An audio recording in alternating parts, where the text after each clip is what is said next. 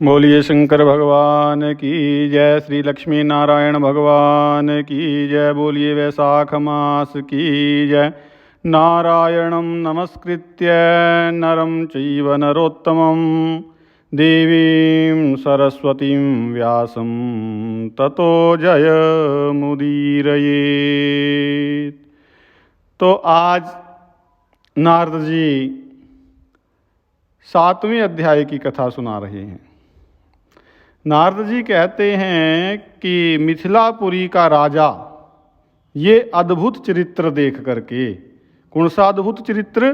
जो आपने पिछले अध्याय में सुना छठे में, कि एक राजा जो अपनी इच्छा अनुसार चल करके, जिसने दान पुण्य तो बहुत किया लेकिन शास्त्रों का अनुकरण नहीं किया, जल दान भी नहीं किया, जल को सुलभ मान करके, और जो जिस प्रकार शास्त्र कहते हैं दान पुण्य आदि कर्म करने चाहिए, उसने शास्त्रों का तिरस्कार किया और अपनी बुद्धि से ही चला। और वो इस कारण से जो है विद्वानों का, ब्राह्मणों का, साधुओं का तिरस्कारी हो गया, और इस कारण जो है उसको छिपकली का जन्म लेना पड़ा था। और फिर श्रुतदेव के, जो मिथिलापुरी के राजा के यहाँ आए हैं, उन श्रुतदेव जी के, मिथिलापुरी के राजा ने चरण धोए और उनके छींटे उस छिपकली पर पड़ने से उस राजा की सोच पिछले जन्मों की जो थी वो जागृत हो गई, पिछले जन्मों का ज्ञान जागृत हो गया था। और फिर अपने एक दिन के वैशाख मास का पुण्य दे करके श्रुतदेव जी ने उस राजा का उद्धार किया। तो ऐसा अद्भुत चरित्र देख करके वो मिथिलापुरी का राजा हाथ जोड़ करके खड़ा हो गया और श्रुतदेव जी से कहने लगा कि हे महात्मन, ये इस धर्म के बारे में तो मेरे को भी सुनाओ, बड़ी इच्छा हुई है। ये इक्ष्वाकु वंश का जो राजा मोक्ष को प्राप्त हुआ है, इससे तो मुझे वैशाख मास का महात्म्य जरूर सुनना चाहिए।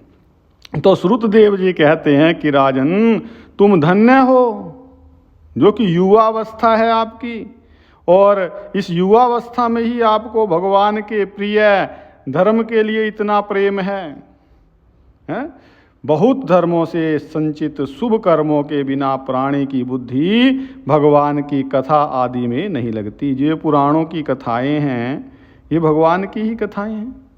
तो इस युवावस्था में इतना बड़ा राज्य पा करके, तुम्हारी ऐसी बुद्धि देख करके, नहीं तो युवावस्था में बुद्धि बिगड़ने का होता है, लेकिन तुम फिर भी श्रेष्ठ हो और भगवान की कथा में, धर्म के बारे में आपकी रुचि है, तो मैं आपको श्रेष्ठ वैष्णव मानता हूँ। तो इसलिए मैं यह श्रेष्ठ वैष्णव धर्म तुमसे कहता हूँ, जिसके श्रवण मात्र से प्राणी जो है जन्म मरण के बंधन से छूट जाता है। जैसे प्रत्येक मनुष्य के लिए शौच, संध्या, तर्पण, स्नान, ये क्रियाएं, ये नित्य कर्म जो हैं जरूरी हैं, वैसे ही वैशाख मास में भी कुछ कर्म हैं।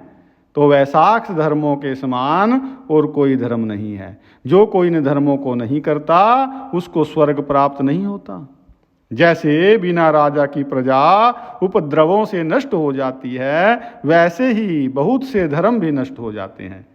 वैशाख मास के कर बताया कि वैशाख मास के धर्म जैसे जल का घड़ा देना, पीछे भी आए हैं, प्याऊ लगाना, मार्ग में छाया करना, जूता खड़ाऊं, छतरी का दान करना, पंखे का दान करना, श्रम को दूर करने के लिए, थकावट को दूर करने के लिए जो आने जाने वाले हैं उनकी गोरस का दान करना, और बावड़ी, कुआ, तालाब, धर्मशाला आदि बनवाना, नारियल, ईख, कपूर, कस्तूरी आदि दान करना, चंदन आदि सुगंधित द्रव्य दान करना, सैया दान करना, आम और दूसरे फलों का दान करना, उस समय के जो पुष्प हैं उनका दान करना, शरबत पिलाना, और पूर्णिमा के दिन सब तरह से अन्न आदि का दान करना, अन्नपान का दान करना।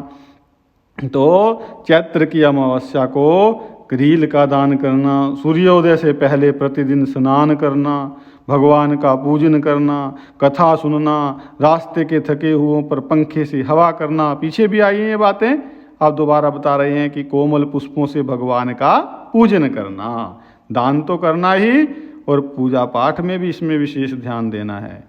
हैं, भगवान का भोग लगाना, गौओं को घास डालना, ब्राह्मणों के चरण धोना, गुड़ सूंठ आंवले का दान, यात्रियों की सेवा, शाक दान, ये सब धर्म जो है वैशाख मास में अति उत्तम बताए गए हैं। तो जो स्त्री बताया वैशाख मास में भगवान का पूजन फूलों से नहीं करती, उसको फिर आगे पुत्र सुख में कमी आती है, पुत्र का सुख नहीं होता।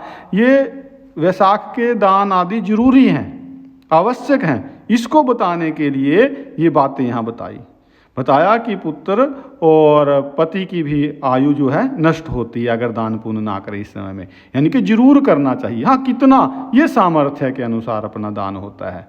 तो इस मास में भगवान विष्णु लक्ष्मी जी अपने पार्षदों के साथ इस पृथ्वी पर लोगों के घर घर जाकर के उनकी परीक्षा करते हैं। तो जो इन दिनों में उनका पूजन नहीं करता वो रौरव आदि नरक में पड़ता है और फिर 5 बार राक्षस योनि पाता है।